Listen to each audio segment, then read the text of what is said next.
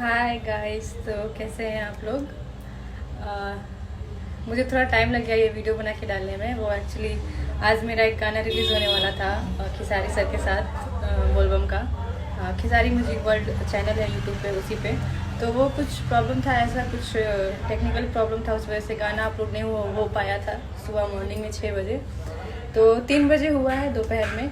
तो आप लोग जाके उस गाने को सुनिए और उस गाने को ढेर सारा प्यार दीजिए। बहुत ही अच्छा गाना है, मेरा तो फेवरेट गाना है।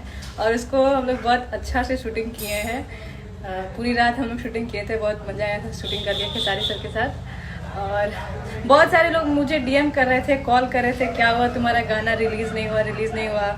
और आप लोग भी बहुत सारा मैसेज आ रहा था आप लोग का भी, तो इसलिए मैं सोची कि वीडियो बना के पोस्ट कर देती हूँ। तो आप लोग घबराइए नहीं। कुछ लोग तो देख ही लिया होंगे वीडियो में, डेट से वीडियो पोस्ट कर रही हूँ। और जो लोग नहीं देखे हैं प्लीज़ जाके आप लोग उस वीडियो को देखिए, उस सॉन्ग को सुनिए और ढेर सारा प्यार दीजिए उस सॉन्ग को। Thank you. हाँ, खिसारी म्यूजिक वर्ल्ड यूट्यूब पे चैनल है, उसी चैनल से गाना रिलीज़ हुआ है। तो आप लोग जाके सुनिए और कमेंट में बताइए कैसा लगा। बाय।